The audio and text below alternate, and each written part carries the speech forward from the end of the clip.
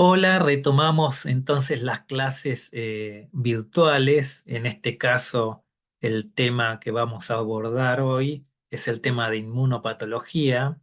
Es un tema muy extenso, así que yo les recomiendo que la clase la escuchen y la vean si tienen tiempo, por partes.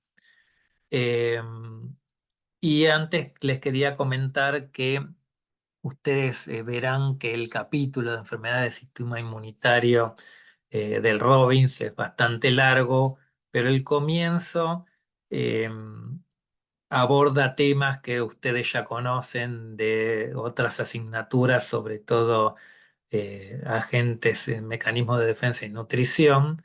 Por lo tanto, vamos a pasar bastante rápido algunos de los conceptos que ya conocen, aunque igual de todas maneras los tenemos que retomar para que recuerden y así entiendan mejor lo que sucede en las enfermedades, sobre todo autoinmunes.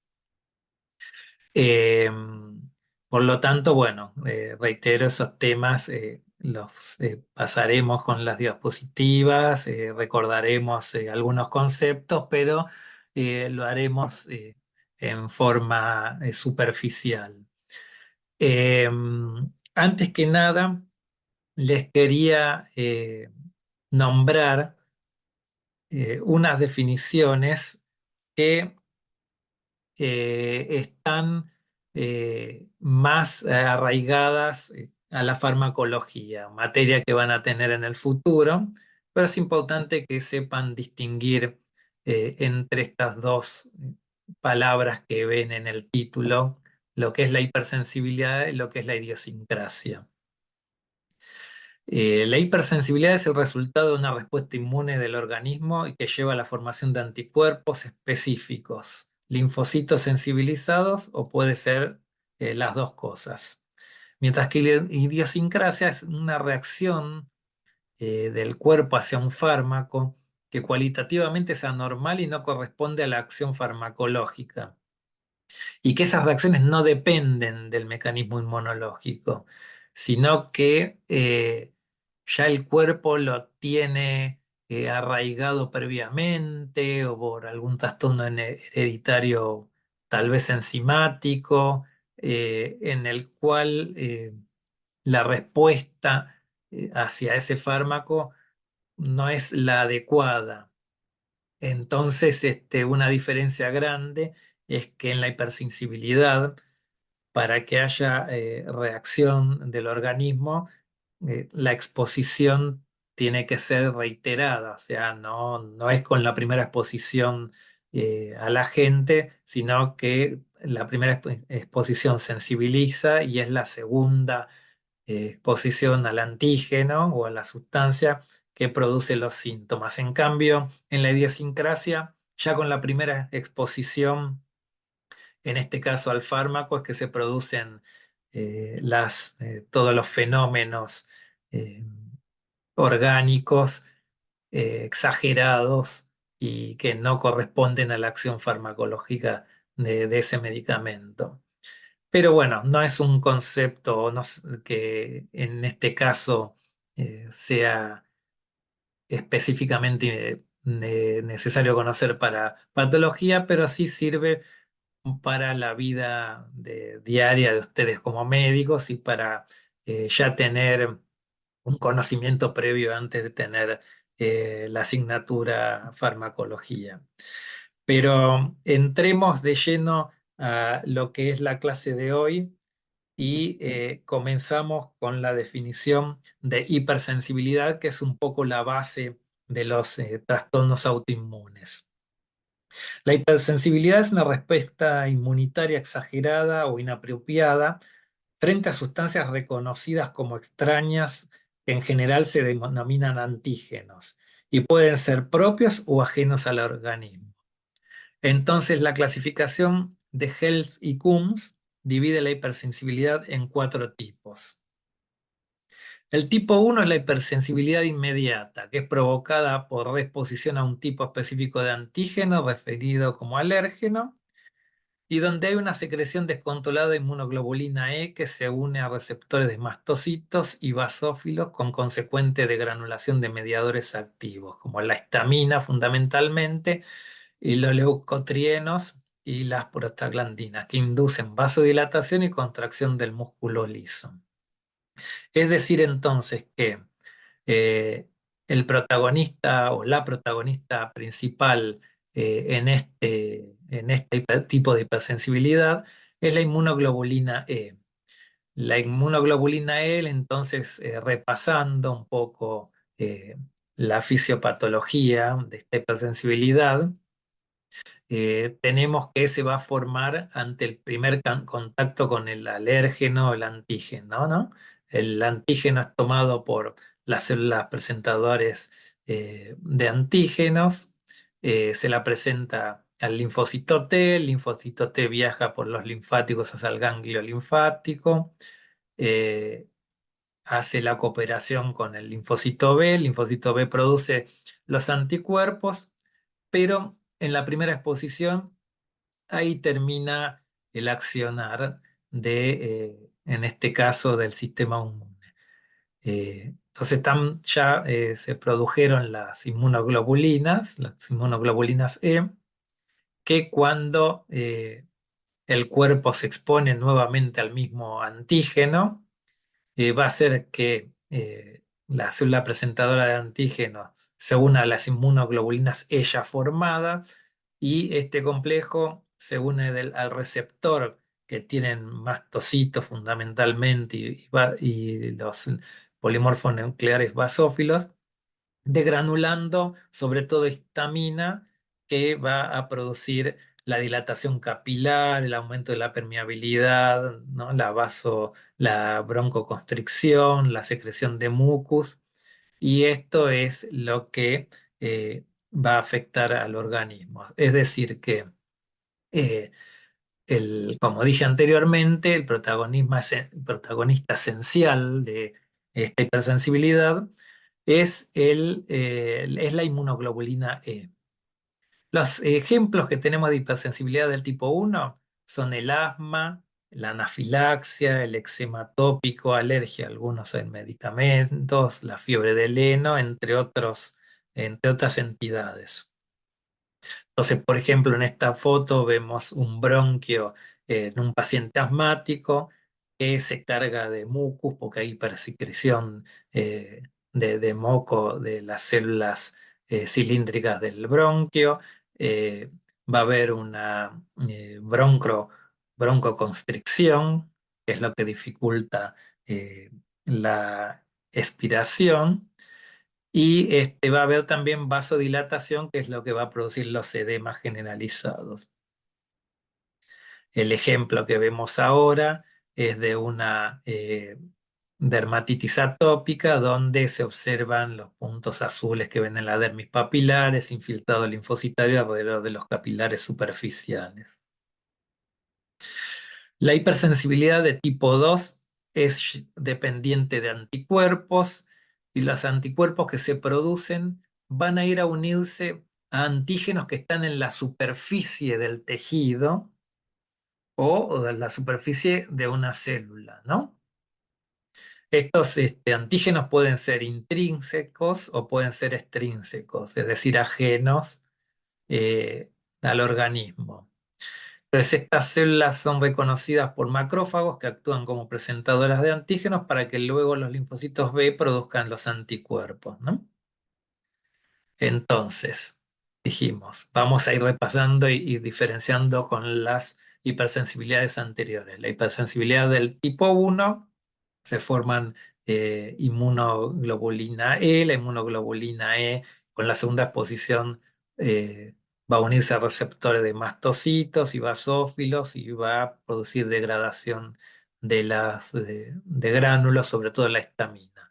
La hipersensibilidad del tipo 2, tenemos un antígeno en una superficie, por ejemplo, epitelial, que lo reconocemos como extraño, a pesar de ser propio del organismo, y se van a formar anticuerpos contra ese antígeno, ¿no? Produciendo un efecto citotóxico, produciendo alteración en esa célula, en ese tejido, con su consecuente inflamación, necrosis del tejido, etcétera, ¿no?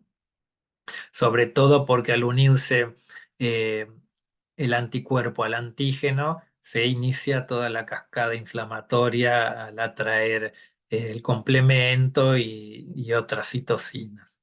Entonces, los ejemplos que tenemos, la hipersensibilidad del tipo 2 son la anemia hemolítica autoinmune. Por ejemplo, acá el antígeno estaría en el glóbulo rojo, el anticuerpo se une al glóbulo rojo y se crea toda la cascada de inflamación, destruyendo los glóbulos rojos. El síndrome de Gold-Pastur, que es conocido también como síndrome de antimembrana basal, donde los antígenos eh, reconocidos por los anticuerpos están en la membrana basal, sobre todo en la membrana basal de los alvéolos pulmonares y de los capilares de los glomérulos renales.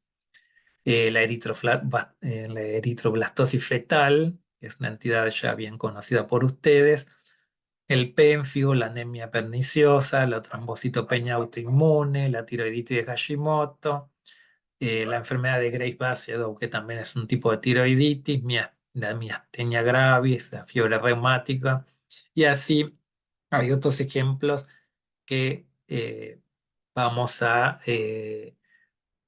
tomar para que se entienda mejor la entidad. En este caso vemos un glomérulo que en la hora 7 ven que hay toda un área rosada, que es la necrosis fibrinoide de los capilares del glomérulo, porque el antígeno anómalo estaría en la membrana basal del endotelio del capilar, se une el anticuerpo y se termina afectando esa región, produciendo una necrosis o una capilaritis.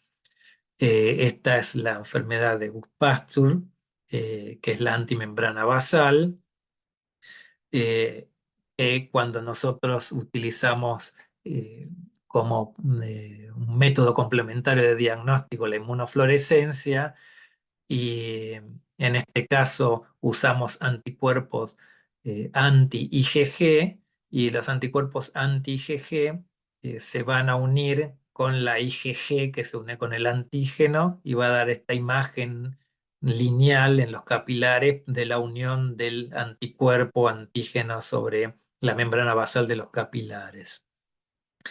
Eh, También está la foto, está un poco fuera de foco, pero son pulmón, lo que ven de rojo es la hemorragia intraalveolar por la afectación de la membrana basal de los capilares, lo que hace que perdón, de la membrana basal de los alvéolos, lo que hace que los capilares de los tabiques pulmonares estén más eh, cercanos al alvéolo. Entonces cuando se rompe esa membrana basal, va a haber exudación de los glóbulos rojos y va a producir una hemorragia intraalveolar, y es así como se expresa la sintomatología de esta enfermedad llamada enfermedad de antimembrana basal, con hemorragia o esputos hemoptoicos, hemorragia alveolar, hemorragia pulmonar. Esta es una imagen, una tiroiditis de Hashimoto, donde los folículos tiroideos presentan los antígenos y los anticuerpos se unen a las células epiteliales de los folículos tiroides, eh, produciendo entonces una inflamación. Ahí ven el reemplazo linfoplasmocitario de la glándula tiroidea, que va atrofiando los folículos tiroideos. Este es un pénfigo donde el antígeno estaría en los desmosomas de los queratinocitos de la epidermis. Entonces, al unirse el anticuerpo a los antígenos de los desmosomas, va produciendo un edema intercelular, una separación entre los queratinocitos, termina dando una enfermedad de ampollar. A la derecha ven con la inmunofluorescencia con IgG, cómo se deposita la IgG, anti-IgG en los desmosomas, dando todo ese patrón como un mosaico. Este es un pemfigoide donde los antígenos están en la membrana basal de la epidermis. También los anticuerpos se unen a los antígenos en la membrana basal, producen entonces después inflamación con consecuencia, en consecuente edema, necrosis y formación de una lesión ampollar.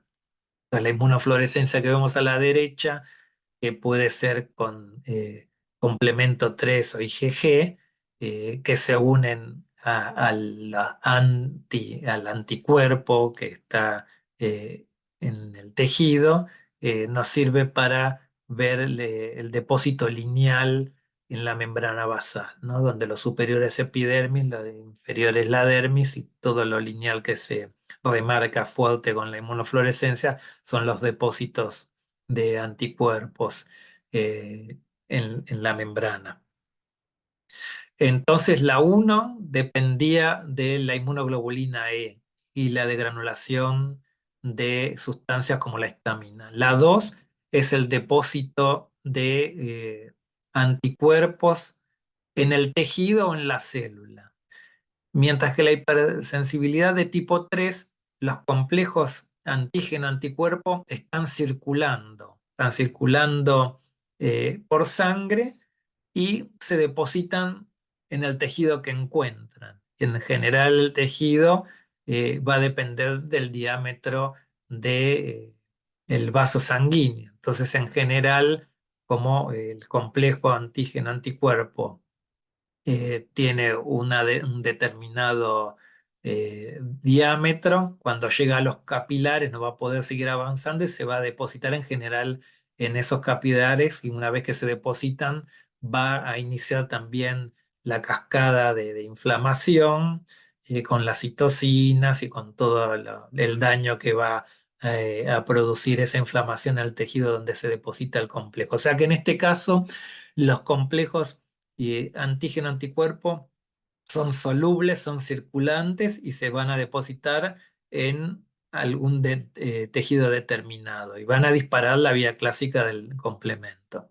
Así que la diferencia entonces entre la 2 y la 3 es que la 2 es el depósito del anticuerpo en el antígeno que está en el tejido o en la célula, mientras que en la 3 los complejos están circulando. Acá está la imagen de cómo se va formando el complejo dentro de la circulación y cómo se deposita, en este caso ahí en la imagen de la derecha, en el endotelio vascular. Y los ejemplos son la poliarteritis nodosa, el lupus eritematoso sistémico, la glomerulonefritis postinfecciosa, artritis reumatoide, el paludismo, la enfermedad del suero y endocarditis bacteriana son los ejemplos que tomamos acá, pero hay eh, otros tipos de enfermedades que pueden ser por hipersensibilidad del tipo 3. Entonces acá tenemos una panarteritis nodosa, a la izquierda mayor aumento, a la derecha ven todo el tejido adiposo del celular subcutáneo en la piel, ¿no? Recuerden la histología de la piel, epidermis, dermis, hipodermis, la hipodermis celular subcutáneo constituida predominantemente por tejido adiposo, las áreas claras son tejido adiposo, y el área central es un vaso que está totalmente infiltrado por un proceso inflamatorio agudo que destruye la pared y fíjense cómo está ocluido la luz, ¿no? Eh, este proceso inflamatorio fomenta la producción de trombos, entonces por eso se ven y se palpan nódulos en la piel en esta enfermedad llamada eh, poliarteritis nodosa. Los complejos entonces son circulantes y se depositan en la pared de los vasos. Eh, Acá tenemos el ejemplo de una glomerulonefritis por lupus, donde los complejos se depositaron en los capilares de los glomérulos, al destruirse los capilares, los glomérulos, eh, la sangre y todo su contenido se libera al espacio de Bowman y el espacio de Bowman toma todos esos constituyentes de la sangre como extraños y produce una reacción que se llama semiluna, que es una hiperplasia, hipertrofia hiperplasia de las células parietales de la cápsula de Bowman. En la imagen de la derecha ven con inmunofluorescencia depósitos de inmunoglobulinas, como puede ser la IgG, en las paredes de los capilares glomerulares, pero que vienen de la circulación, ¿no? Y por último, la hipersensibilidad del tipo 4 a las tres anteriores le llamamos hipersensibilidad de tipo humoral porque son anticuerpos los que están actuando, mientras la de tipo 4 es una hipersensibilidad mediada por células. Las anteriores tres son inmediatas, mientras que la tipo 4 es una hipersensibilidad de tipo tardía, ¿no? Que aparece luego de por lo menos 24 o 48 horas. Entonces los linfocitos T, CD4 y CD8 reconocen al antígeno y junto con el complejo mayor de histocompatibilidad de tipo 1 y 2, a esto se van a unir los macrófagos que secretan interleuquina 12. Después van a llegar más linfocitos CD4 que secretan interleuquina 12 e interferón gamma. Se liberan las citocinas, las células, las linfocitos CD8 destruyen células dianas y así es como que se va produciendo la afectación del tejido, donde fundamentalmente una de las características de esta hipersensibilidad de tipo 4 es la formación de granulomas, ¿no? Porque los macrófagos que se acercan a este proceso inflamatorio van formando sincicios y dan lugar a células gigantes multinucleadas. La sumatoria, como dijimos en la primera mitad de la cursada, de linfocitos, plasmocitos, células gigantes multinucleadas, conforman un granuloma. Acá está un poco el esquema de cómo se va produciendo esta hipersensibilidad, la atracción hacia los linfocitos T, el reclutamiento de macrófagos. Y los ejemplos de la hipersensibilidad de tipo 4 son la tuberculosis, la enfermedad de Crohn, la lepra, la sarcoidosis, el rechazo de injerto, una enfermedad que se llama arteritis temporal, la diabetes tipo 1 y la esclerosis múltiple, entre otros, ¿no? Pero para recordar con facilidad, la mayoría de las enfermedades que producen granulomas en general se deben a una hipersensibilidad de tipo 4.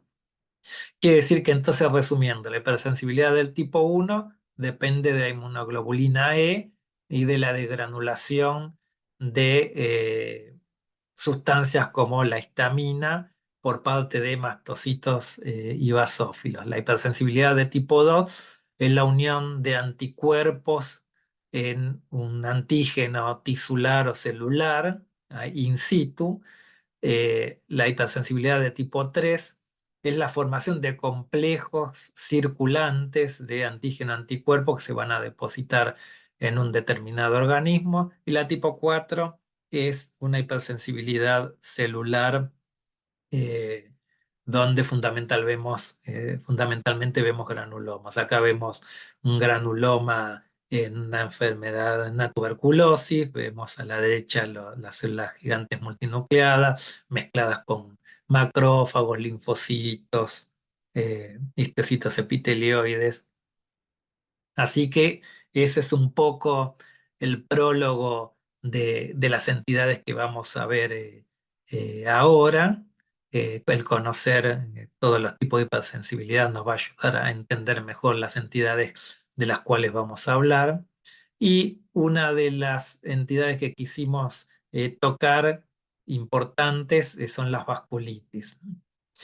La vasculitis, bueno, el término itis ya saben que es inflamación, así que es una inflamación de las paredes vasculares, que es por invasión directa de germen o puede ser por un mecanismo inmunológico. Y tenemos varios tipos de vasculitis, ¿no?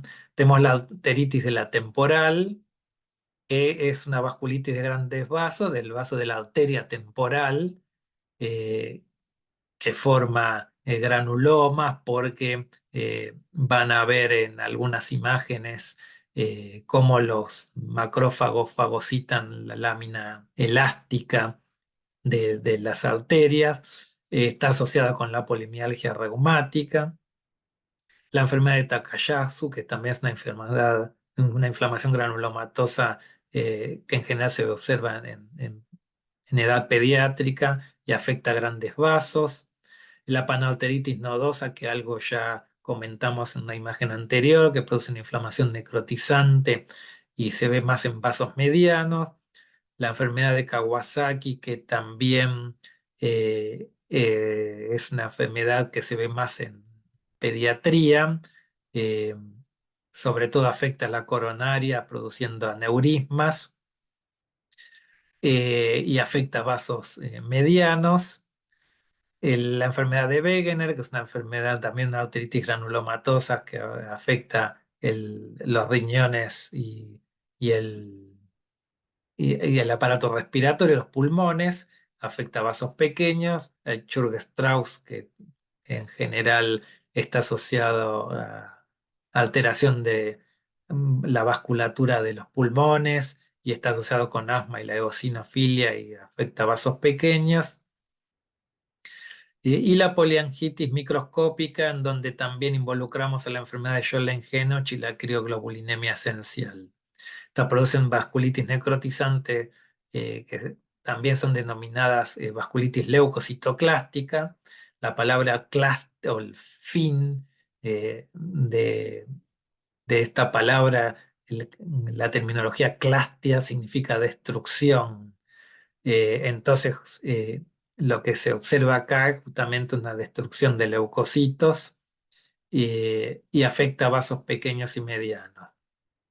Este tema por ahí se va a profundizar o ya se profundizó de acuerdo a los que hayan estado en el práctico, en el laboratorio, algunos de estas entidades se van a ver mejor en el práctico.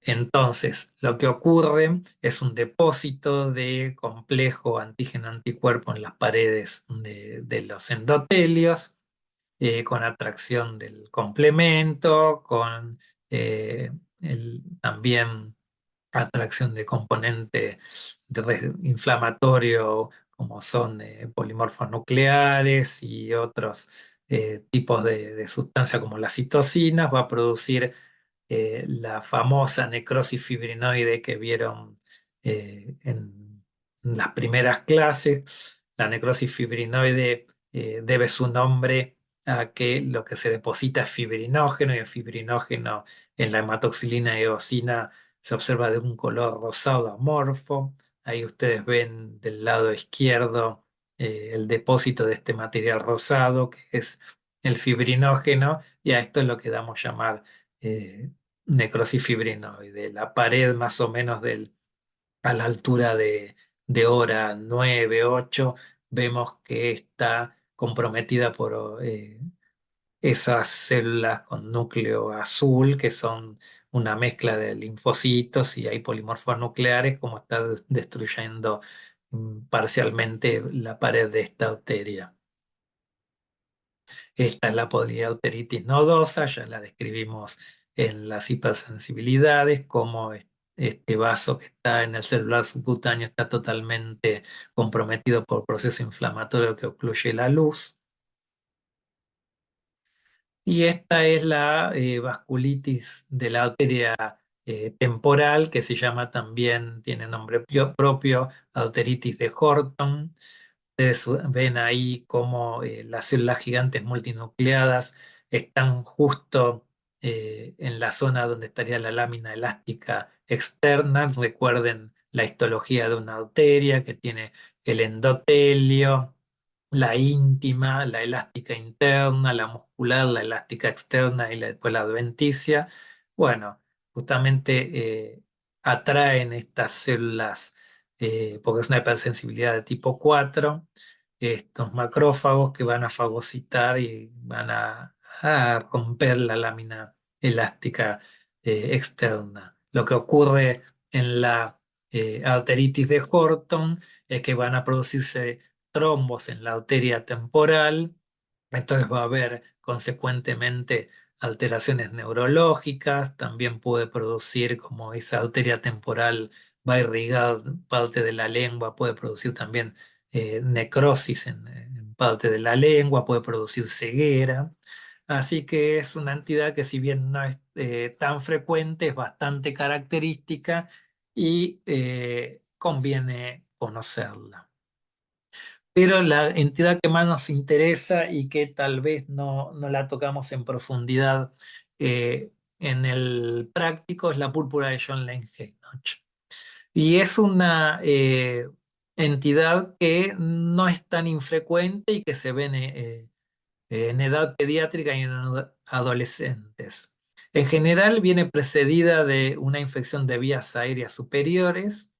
Lo que se forman son anticuerpos contra una IgA1 anómala.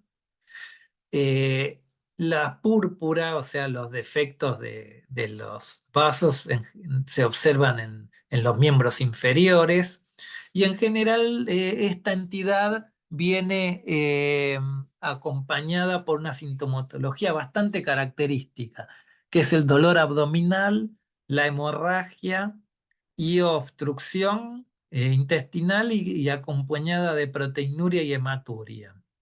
En algunos pacientes se suma artritis, es decir, que cuando uno tiene un pacientito de 10 años y que le ve las piernas con el petequiado purpúrico y que con con dolor abdominal o hemorragia digestiva, uno es una de las cosas que tiene que pensar es una púrpura de John Lange-Heinrich. Pasamos ahora a las enfermedades del tejido conectivo.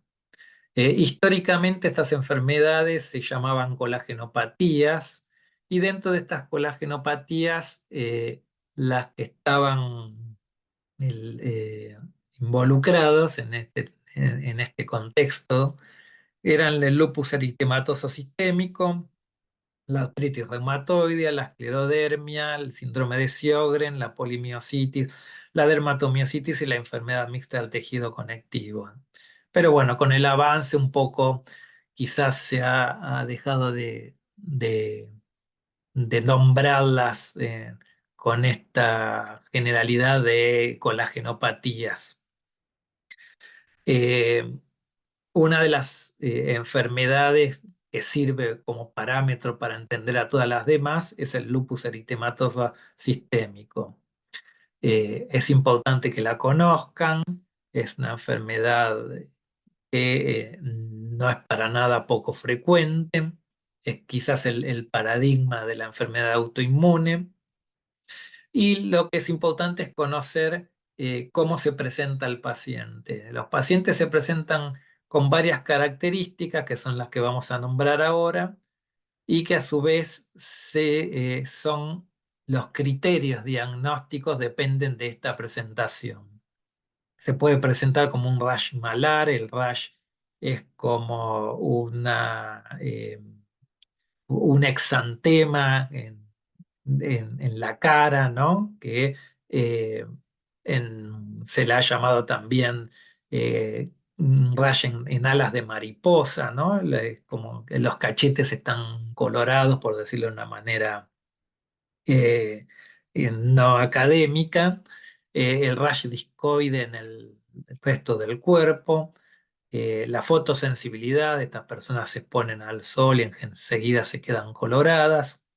Las úlceras orales, artritis, la serositis, puede debutar también con alteraciones renales como proteinuria, síndrome nefrótico, síndrome nefrítico, alteraciones neurológicas como psicosis y convulsiones, alteraciones hematológicas, pancitopenia o anemia, leucopenia, trombocitopenia, alteraciones inmunológicas como la presencia de las células LE, que ya les voy a comentar lo que es, anticuerpos anti-DNA nativo, anticuerpo anti-SM y anticuerpo anticardiolipina. Y en realidad, todos estos también cuando se los conoce como anticuerpos antinucleares, cuando uno utiliza métodos menos específicos que involucran a todos, bueno, está dentro de este ítem como anticuerpos antinucleares, pero hay que recalcar que dentro de los antinucleares a su vez hay específicos como los que nombré anteriormente. Entonces, la cuestión es que si el paciente presenta cuatro de estas características, ya la sospecha o casi ya el diagnóstico del lupus se puede hacer con buen criterio. ¿Cuál sería la causa de la etiopatogenia? A ver, la causa de esta enfermedad, perdón, etiopatogenia. Eh, o se debe a la producción de autoanticuerpos, anticuerpos contra antígenos nucleares del ADN propio nuestro, del, digamos, de quien padece esta enfermedad, del ADN doble cadena, sería el principal autoanticuerpo que se forma. La hipótesis más aceptada es que hay una degradación defectuosa de autoantígenos con exposición de los mismos al sistema autoinmune. Es decir, que eh, vamos a explicarlo también de una manera no académica. Se destruye una célula, con la destrucción de la célula también va a quedar expuesto el núcleo de esta célula, y esos núcleos de esas células destruidas que podrían llegar a desaparecer por apoptosis y no traer ningún tipo de complicación, en general son tomadas como antígenos eh, no reconocidos por el cuerpo, entonces se producen los anticuerpos contra esta degradación defectuosa. Y estos, bueno, antígenos unidos a los anticuerpos que se forman contra ellos, van a depositar, sería una como dijimos al inicio, una hipersensibilidad del tipo 3, se van a depositar en los diversos órganos o sistemas. La luz solar y algunos fármacos se creen que pueden ser desencadenantes de esto, ¿no? La exposición a luz ultravioleta en la piel puede dañar las células se ponen a estas antígenas nucleares y el organismo responde con anticuerpos contra eh, esa sustancia nuclear o la formación de ese antígeno. También están involucrados factores genéticos porque la realidad es que eh, pacientes o los quienes tienen eh, lupus suelen tener antecedentes familiares con lupus también. Entonces, la formación de inmunocomplejos y su depósito en los tejidos es la patogenia principal. Eh, ¿Qué órganos se ven involucrados? Y casi todos los órganos de la economía. Fundamentalmente el riñón es uno de los más afectados, ¿no? Los capilares tienen una luz muy pequeña, así que es fácil que los complejos se unan o se queden atrapados en el endotelio de los capilares glomerulares. Entonces es algo engorrosa la clasificación de las glomerulopatías que producen en el lupus. Ahí están descriptos, no es necesario que se las sepan con profundidad, pero el- cómo se clasifica la nefropatía lúpica es en 5 clases. La clase 1 es cuando el glomérulo es normal, pero cuando uno hace un método por ejemplo, la inmunofluorescencia o microscopía electrónica, ve que hay depósitos de complejos, pero que todavía no han llegado a complicar al glomérulo. La clase 2 cuando solamente hay un incremento de la sustancia mesangial. La clase 3 cuando ya hay daño de esos capilares, producción de semilunas y otras características histológicas que no vamos a ahondar en su profundidad, pero menos de la mitad de los glomérulos. Cuando afectan más de la mitad de los glomérulos, es clase 4, y cuando produce una enfermedad que produce un engrosamiento de la membrana eh, basal de los capilares, similar a lo que es la nefropatía membranosa, es la clase 4. En realidad hay una clase 5 también, perdón, la clase 6, el lupus entonces se clasifica, la nefropatía lúpica, me rectifico, en 6 clases, donde la clase 6 es cuando por el daño que sufren los glomérulos, sobre todo viene a consecuencia o posterior a una clase 4, se destruyen los glomérulos, cicatrizan y quedan esclerosados en una glomerulopatía esclerosante avanzada.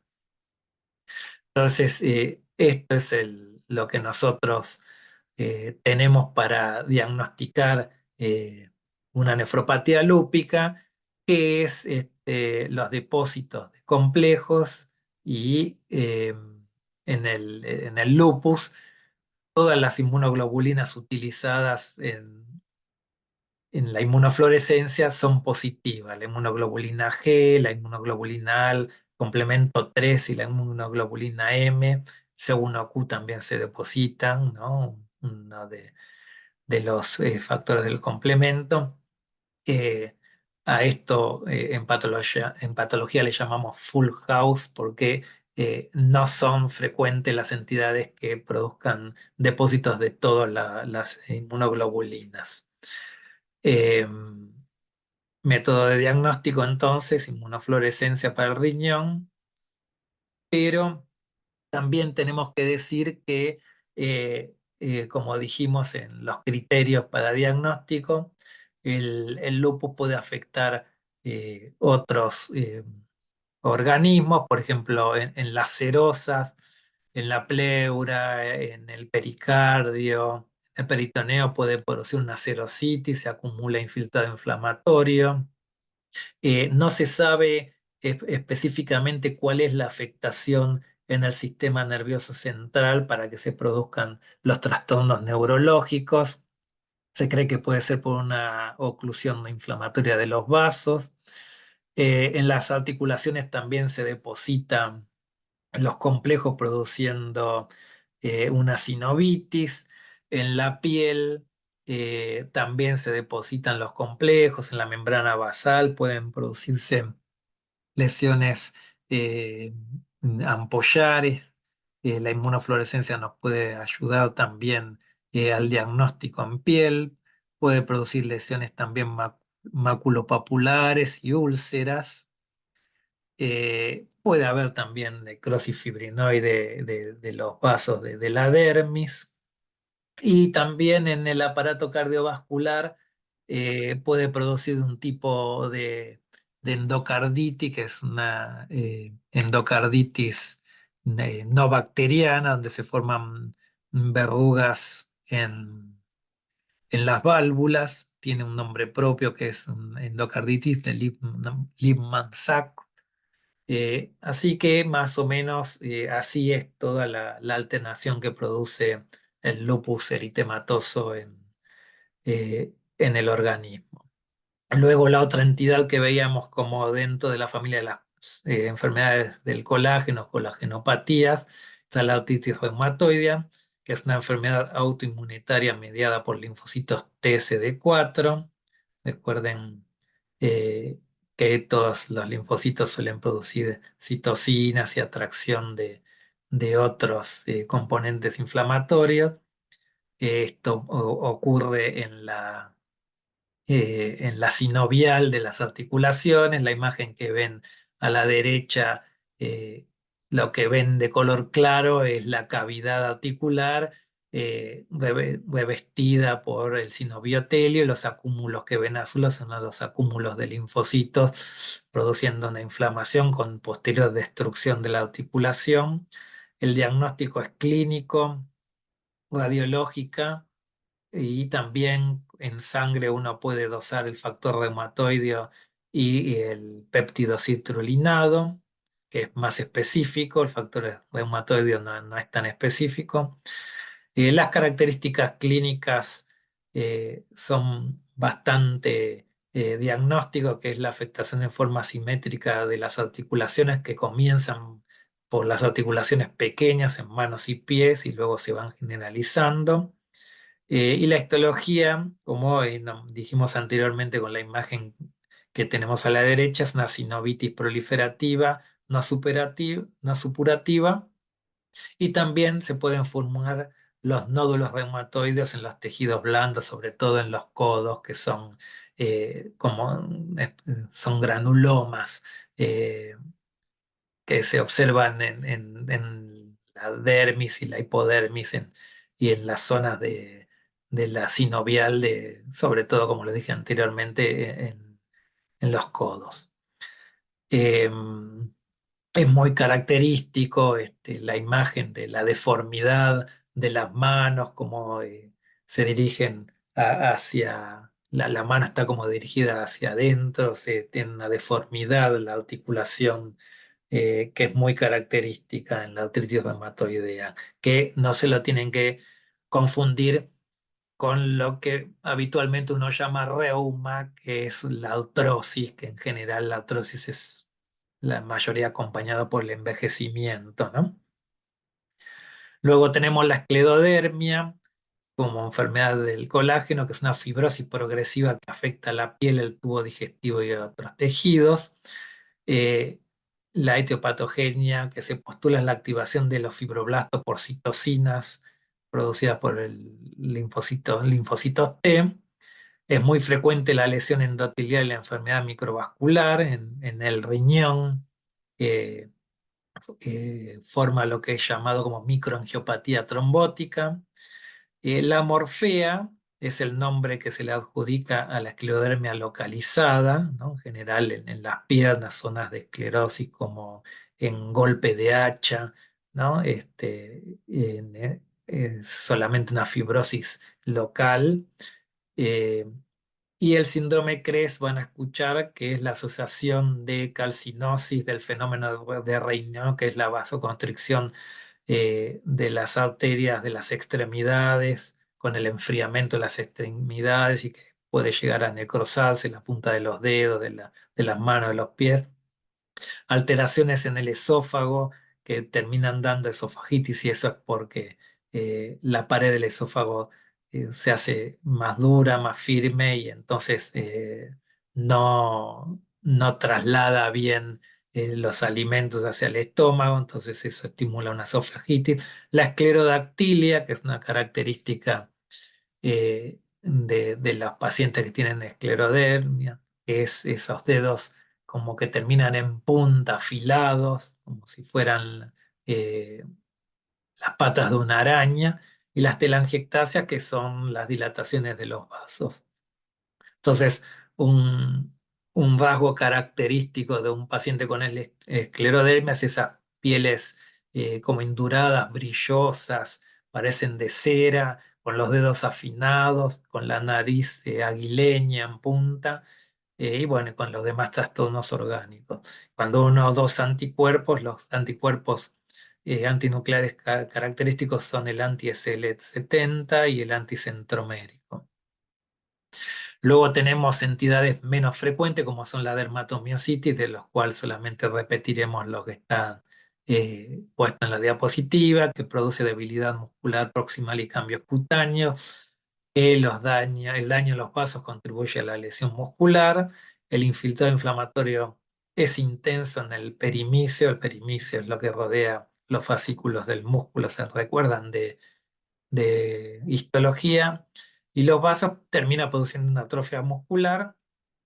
Clínicamente se manifiesta con debilidad muscular, exantema color lila en los párpados superiores, que se llama exantema en heliotropo, y unas pápulas rojo oscuras en codos, nudillos y rodillas, que se llaman pápulas de Gotrón. En la dermatomyositis también se detectan autoanticuerpos específicos. Luego tendríamos a la polimiositis, que sería como la variante de dermatomiositis, pero sin afectación de la piel. Se cree que la patogenia está relacionada a los linfocitos TCD8. En este caso, la inflamación predomina en el endomicio. Ahí tienen la imagen de los acúmulos linfocitarios entre los haces un músculo esquelético. Y las características clínicas junto al dosaje de las enzimas musculares y al electromiograma son los que pueden ayudar en el diagnóstico de esta entidad. Por último, tenemos a la enfermedad de Sjögren, el síndrome de Sjögren, que es un proceso inflamatorio autoinmune que afecta a las glándulas salivales y lagrimales. Produce sequedad oral, a eso se denomina xerostomía, y sequedad ocular, a esto se le llama queratoconjuntivitis seca o zika, la van a leer en alguna bibliografía. Se debe a una respuesta inadecuada de linfocitos T y B hacia antígenos de la glándula, y el presunto gatillo se cree que es el accionar de un virus, ¿no? Una eh, infección viral en las glándulas salivales o lagrimales altera a las células produciendo antígenos que no son reconocidos como propios. Los anticuerpos van a atacar a las glándulas atrofiando. Ahí ven la imagen de una glándula salival en la imagen de la derecha, el componente inflamatorio linfocitario. Fíjese la ausencia de las glándulas en el sector donde está el componente inflamatorio. Los acinos serosos y mucosos van desapareciendo y todo eso se reemplaza por fibrosis, lo cual hace que tenga esto que se denomina serostomía en la clínica de los pacientes. Y los anticuerpos que se suelen ver son el SSA-RO y SSB, la como datos para el diagnóstico de la enfermedad, pero la clínica es como que es lo que más ayuda, ¿no? Ya nos va dirigiendo al diagnóstico. Entonces, las enfermedades que hemos visto son las que se denominan enfermedades del tejido conectivo, colágenopatías, donde también está eh, la enfermedad mixta del tejido conectivo, que sería como una asociación de dos o más de estas entidades nombradas y explicadas. Pero hay otras entidades que también queríamos comentarles, como em, que tienen un trastorno autoinmune, como que son la enfermedad celíaca, y es importante que la conozcan. Cada vez se le da más importancia, cada vez se diagnostica más, y antes uno creía que seguramente era una enfermedad de edad pediátrica, pero se ve que se observa bastante en los adultos. El síndrome clínico, el síndrome que produce o las características clínicas eh, son muy evidentes para el diagnóstico, y es lo que nos lleva al estudio de esta entidad, que son la diarrea, la esteatorrea, que es la diarrea con mucha grasa, con dolor abdominal, adelgazamiento, anemia. También la alteración en el crecimiento, ¿no? Los percentilos que uno espera ver en un nene a veces no es el que le corresponde a la edad. Eh, la mala absorción está mediada por una reacción inmunitaria crónica al gluten alimentario. Casi todos los pacientes tienen el antígeno de histocompatibilidad de Q2. Los anticuerpos que nos ayudan al diagnóstico son los anticuerpos antigliadina, pero actualmente los más modernos son la antitransglutaminasa y el antiendomicio. O sea que con los anticuerpos, más o menos, en la clínica nos vamos dirigiendo al diagnóstico. Es necesario luego una endoscopía para ver cómo está el duodeno, el intestino delgado, y vemos una atrofia de las vellosidades. Eso se describe en la endoscopía como el efecto del peinado. Eh, y bueno, la fisiopatogenia entonces es la estimulación de los linfocitos TCD4 por los péptidos del gluten modificado que van a estar en los enterocitos, ¿no? Entonces, en esta imagen ustedes ven cómo es la histología normal del intestino delgado, con las vellosidades que tienen un aspecto digitiforme, es decir, que parecen dedos. La relación de la vellosidad con la cripta normalmente es de 2,5, 3 a 1, es decir, que el largo de la vellosidad es 3 veces más que la profundidad de la cripta, y en base a eso que se utilizan las clasificaciones para la atrofia vellositaria, como el, el depósito de gluten está en los enterocitos, los linfocitos va a atacar todo junto, se lleva por delante todo, el antígeno del gluten, pero también el enterocito los va destruyendo, entonces va atrofiando la vellosidad. Las vellosidades se van acotando de 2,5 a 1, va a ser de 2 a 1, cada vez se atrofia más de 1 a 1 hasta estar totalmente lisa la mucosa del intestino delgado, como se ve en la foto de más abajo, y es lo que le da el aspecto en la endoscopía del peinado a la mucosa intestinal. Así se ven entonces las vellosidades normales de un intestino, con a mayor aumento que el que vieron en la imagen anterior. Y fíjense la atrofia vellositaria que se ve en una etapa avanzada de enfermedad celíaca. Acá usamos a veces el, el primer estadio de la enfermedad celíaca, es la invasión de los linfocitos T entre los enterocitos, pero todavía al inicio no, no atrofian a las vellosidades. Entonces necesitamos métodos de inmunohistoquímica para ver las células que están metidas entre los enterocitos si realmente son CD3. Entonces los teñimos con un anti-CD3, que son linfocitos T, y vemos que cuando hay un aumento de linfocitos intraepiteliales, ya nos da la alarma para decir que este paciente va a terminar en una celiaquía, ¿no? Este es el inicio de la celiaquía, la infiltración de linfocitos entre los enterocitos. Luego también va a haber una elongación de las criptas y posteriormente viene la atrofia y está obviamente el aumento del infiltrado inflamatorio. En la lámina propia va a haber un denso infiltrado inflamatorio linfoplasmocitario. Otras enfermedades bastante comunes y que tienen relación con la autoinmunidad son las englobadas como enfermedad inflamatoria intestinal, que es un conjunto de enfermedades inflamatorias que afectan predominantemente al intestino, donde están agrupadas la colitis ulcerosa y la enfermedad de Crohn, y hacia ellas vamos a profundizar un poco esta clase.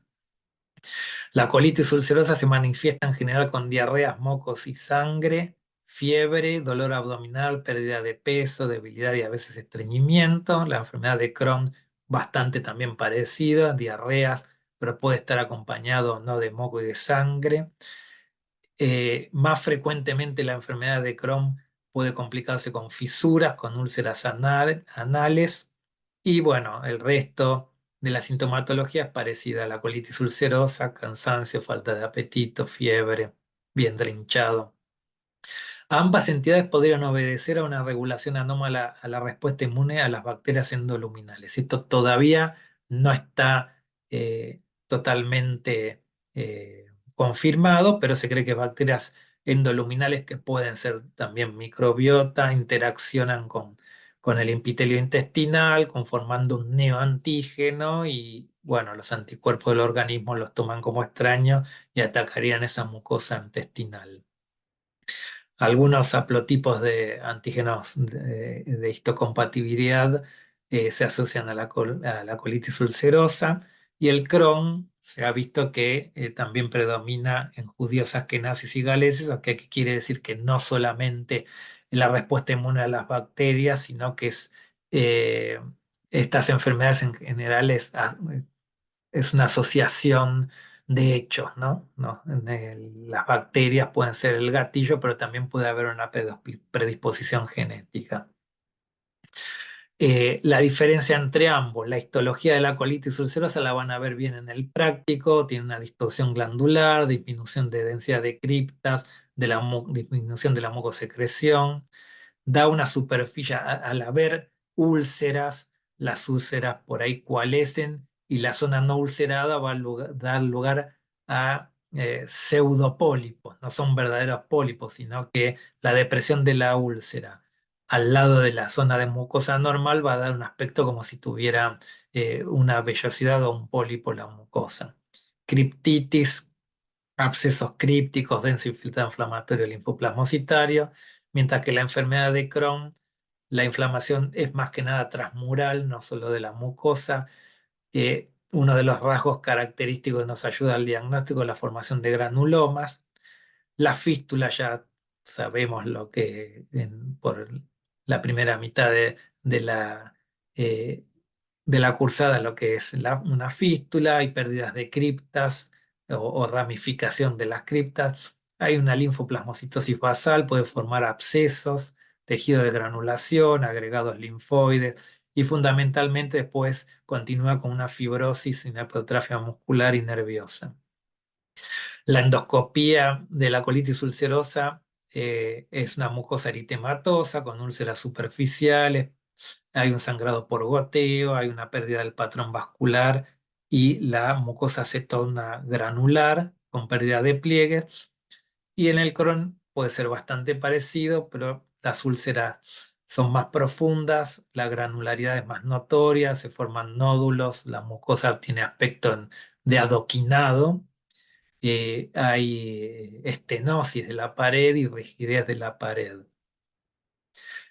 Las histologías las van a ver bien eh, en el práctico. La colitis ulcerosa pierde el epitelio de superficie, denso infiltrado linfoplasmocitario. Fíjense en la imagen de la derecha, los acúmulos de polimorfos nucleares dentro de la glándula son los abscesos crípticos. En el Crohn, la formación de granulomas, ¿no? Más profundo ahí como se ve en el medio de esta imagen. Y hay que destacar que tanto la enfermedad, la colitis ulcerosa como la enfermedad de Crohn se pueden complicar en el caso de la colitis ulcerosa con displasia y posterior carcinoma, adenocarcinoma de colon. eh, Te puede producir una dilatación generalizada del colon que se llama megacolon tóxico, en fin. Esto es para que ayuden a reconocer cuando la histología es bastante semejante, si estamos ante una colitis ulcerosa o un Crohn, porque la colitis ulcerosa en general afecta eh, el extremo distal del colon, el recto es uno de los lugares más afectados, mientras que la enfermedad de Crohn es menos difusa, es más parcheada. Uno de los nombres de la enfermedad de Crohn es ileitis regional porque afecta el ilio, no se afecta también el intestino delgado, y puede afectar otras mucosas también, como el estómago. Eh, Así que, bueno, a veces la histología y la clínica es similar, pero la endoscopía, la localización de las alteraciones nos ayuda a diferenciar una de otra. Y por último, quería decir dos palabras porque la tenemos en el programa de la amiloidosis. Eh, la amiloidosis es, digamos, su clasificación es bastante complicada, se han hecho bastantes tipos de clasificación de acuerdo al origen, a la localización o a la clínica, pero vamos a simplificarla. No queremos profundizar tanto, simplemente vamos a hablar de las dos más frecuentes. La amiloidosis es un grupo de enfermedades que se originan por el plegamiento anómalo de proteínas que se hacen insolubles y se agregan y se depositan como si fueran fibrillas en los tejidos extracelulares. Esto de formación de fibrillas en realidad se ve es submicroscópico, es decir, que se ve con microscopía electrónica, ¿no? No es que uno ve las fibrillas en la histología ni en una macroscopía. El estudio por cristalografía con rayos X y espectroscopía con infrarrojos muestran que tiene una conformación de esa proteína en beta plegada. La clasificación clínica, que es la que nos interesa que conozcan, es de amiloidosis sistémica, hereditaria y la amiloidosis localizada, pero fundamentalmente queremos que recuerden la sistémica que se clasifica en amiloidosis primaria AL, ¿no? L es de eh, proteínas livianas. Es en general secundaria a un mieloma múltiple. El mieloma múltiple es una proliferación maligna de células plasmáticas, es lo que sería, en sentido por ahí no académico, una leucemia de los plasmocitos.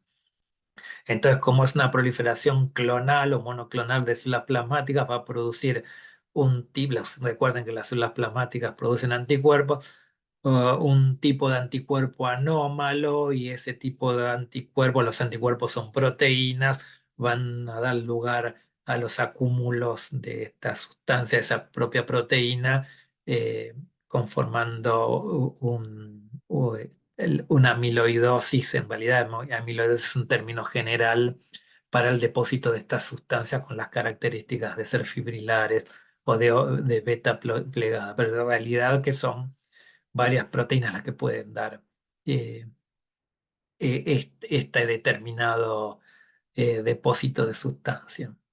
Y la amiloidosis secundaria, que en general se produce como complicación de un proceso crónico subyacente, esas patologías duraderas, que son difíciles de controlar, como la tuberculosis, la lepra, la artritis reumatoidea y la enfermedad de Crohn, etcétera, pueden producir también proteínas anómalas que se depositan en el organismo. Entonces, la lesión tisular es debido a que el depósito de esta sustancia reducen la función normal del tejido, ¿no? Eh, Algunos también denominan al amiloide como proteína de desgaste, porque se ve mucho también en el envejecimiento, en la enfermedad de Alzheimer se ven las placas de amiloide en el cerebro. Después, por ejemplo, en el rascado crónico produce depósitos de amiloide en la piel porque se degeneran las proteínas de la dermis y también forman estos acúmulos amorfos de sustancias proteicas. Pero lo que nos interesa, que recuerden, es la secundaria al mieloma múltiple, que es una entidad, ya les digo, neoplásica, que produce eh, defectos en general en el esqueleto, destruye el cráneo, forma geodas que son como nódulos en zonas de falta de hueso, porque el mieloma es, bueno, como dice el nombre, en la médula ósea. eh, Puede afectar también el riñón, produciendo síndrome nefrótico, y el mieloma, que sería la representación sistémica de esta leucemia de células plasmáticas, pero existe también una proliferación localizada que se llama plasmocitoma, ¿no? Entonces, en general, la amiloidosis ya más o menos uno se puede acercar al diagnóstico con la hematoxilina y eosina, que la vemos a la derecha, donde se ven los acúmulos de este material amorfo, eosinófilo y hialino, acelular. Entonces, para ratificar el diagnóstico, hacemos una coloración que se llama coloración de rojo Congo, que es la que se ve arriba a la izquierda, donde los acúmulos se ven de color entre naranja, rojizos, y que cuando uno utiliza microscopio de polarización, ese material con esa coloración polariza en color verde manzana. Es muy parecido a la fluorescencia, lo que se ve.